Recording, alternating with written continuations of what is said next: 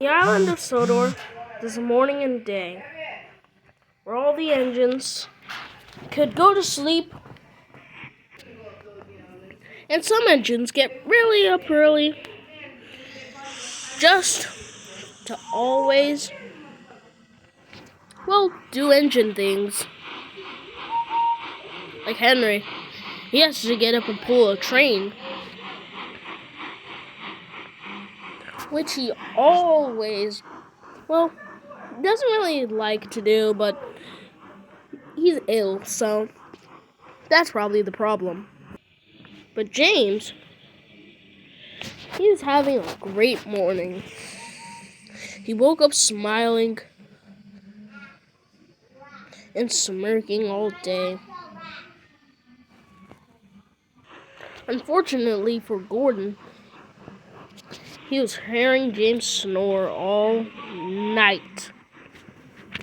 He could barely get any rest. He'd say, he'd grumble. And he liked to move back into the shed, as James would just snicker to himself. Later that day, James was feeling very, very boastful. I'm the pride of the line. I'm the pride of the line, and no one can tell me otherwise. Then Gordon had finally had enough. Huh. I heard you were supposed to take a goods train later today, though. You're just jealous. Jealous of what? Jealous of what? I'm a better engine. Of course. That's why you be down on your dome in the morning. Gordon was knowing the truth, as James was just trying to make up lies. I heard Sir Topham had something special for me. Oh yeah? What? I don't know. How am I supposed to know? I don't know. Why would I know? I don't know. I don't. Even though Gordon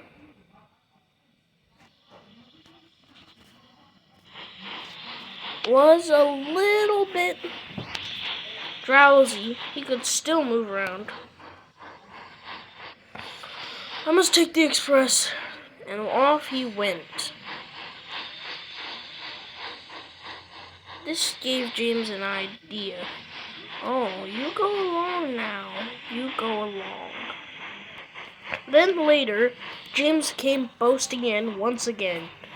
It was the middle of the day, and it was almost about time for Gordon to pull that express. I know what my special is now. What is it? I mean, I did just get a shiny new coat of paint if you haven't seen it. Take a good look at me. I must be fit for pulling the express. Preposterous. I hate Sir Topham Hatt telling me I had to pull it.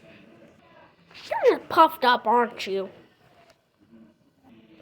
Gordon knew something that James didn't know that he saw. I saw you pulling a goods train earlier. You're just a mixed traffic engine goods train, while I'm a big blue express engine. James was devastated. You seen that? James was more embarrassed and embarrassed. Oh. James was planning revenge. Later, James was found in the yard, actually still, with a goods train. Percy, the little green engine, heard everything about Gordon and James. By the way, just because... Oh. He was just... Okay. On with the video. James was very, very irritated. James, oh James, oh James, oh James, said the trucks. He thinks he is so clever, but even though he can't haul us, he isn't even splendid. As he isn't, he can't even pull the trucks, not around the yard. He can only go 1 inch far.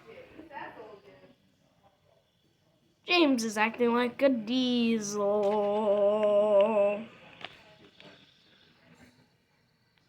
James hated diesels, especially Diesel himself and Diesel 10. He was building up smoke in his firebox. Okay, James, we're almost ready for this goods run. As his smoke box was building steam. By the way, guys, I don't even know how this happened. That's not how James is supposed to look. Okay, much better. Okay, down to the seed now. Actually, Gordon told me he was ill over the morning. I don't really believe you, but you could crash this entire operation and kill us all. So I think I have to. Good boy. Later, back at the yards, Thomas was shunting coaches, hating it. When landing, Clarabelle come back from the works with Henry. I know Henry's tender exploded on the way, hurting dozens of passengers, but I wonder if Clarabelle okay. Maybe I'll have to pull away the coach. Look it up, guys. Look it up.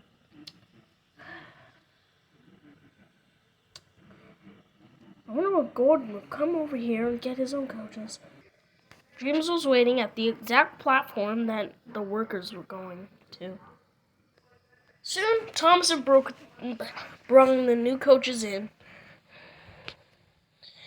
and put them down on the flat platform. Excuse me, Thomas, I just don't like when they pop it out of worst time. But, excuse me, Thomas, are these coaches for me? Oh, why, no, James. Actually, these are for Gordon. Your cars are next. Sorry for the wait. Well, Sir Topham Hatt said that I'll be taking those coaches. Okay, James, if you say so. So Tom's detached from the coaches.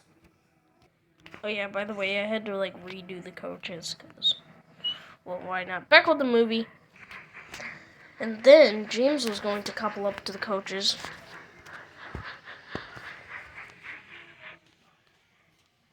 Ooh, he said. He just couldn't wait. Until then, James had hauled the coaches away, getting ready to head to Wellsworth. That's where the coaches were, of course, going. He swerved around bends, getting ready to deliver. James was doing a perfect job, going down this line and going down that line. James came into the station fast, but then slowed down.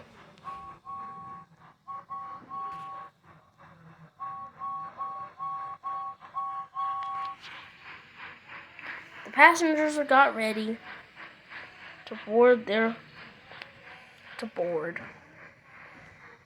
Wheesh! What if Sir Topham Hatt finds out? Oh, he wouldn't. I won a bet on it. Huh. And with that, the guards whistled blew. James jumped, wheeshed, and then whistled away. Okay, steady now, James! Said his driver. We must take the loop line, James. It's the only route we can actually take. Yeah, sure. James, we must be careful. But James ignored the warning and kept going. His driver was feeling a little nauseous. Whoosh! Whoosh! Whoosh! Whoosh! As his paint glistened in the sun, He kept going on. He was a splendid sight to see if you caught him. He'd usually just be a bright light, as he was speeding through tunnels at high speeds like never before. Whoosh! He was rushing in and out tunnels and down and around curves.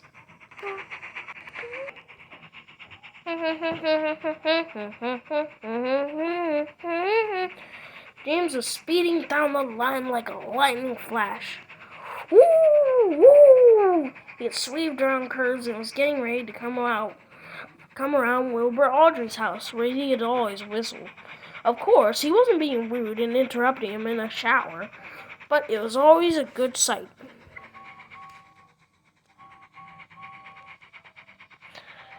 "Hello," he said. He was ignoring warnings from his driver all the time. The passengers were very much enjoying the ride from James. The workmen didn't usually see an express train pass by, but they did wave hello at James and said, "Hip, hip, hooray for James." When it read, one of the workmen called him. James was nearly bound to blush. Ooh, ooh, ooh. James, we're nearly bound from getting caught. We better just give up now. Preposterous. He'll never find out. He'll never find out. He'll never find out, he said as he swerved, not knowing what trouble he could have gotten into.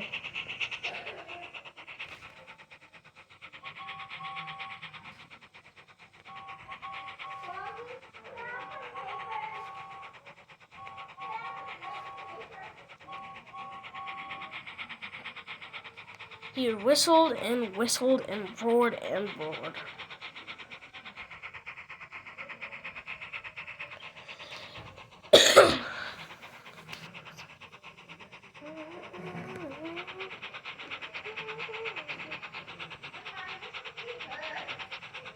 As he kept on going, whistling, whooshing, swaying, wang, he thought he was the pride of the line pulling the express,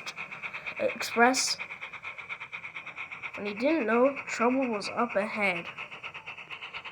"One more station and we'll be clear," said his driver. They had switched lines. The sound of clicking.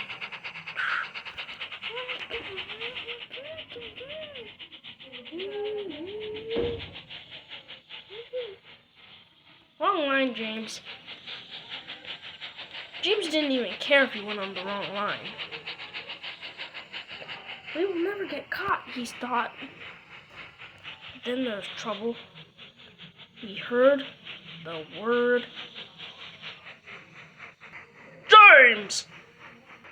Every coach had come to a halt at the station. Oh! James's driver jumped away. Ah, ah, ah, ah. "You have committed very, very, very, very disobedience, engine. Percy had to do all your good work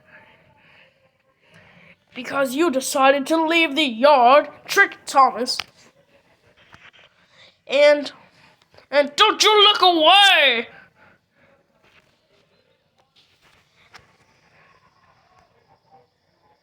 He thought he was going to get away with it. As he was shocked and scared. "Ooh! I'm so sorry, sir. I won't do it again, sir. I'm so sorry. Never again, sir. Never again." "You bet to never again. Ugh. I'm late for tea because of you. Maybe being sent to your shed will do." "Sorry, sir. Very sorry, sir." Never again, sir. Never ever again.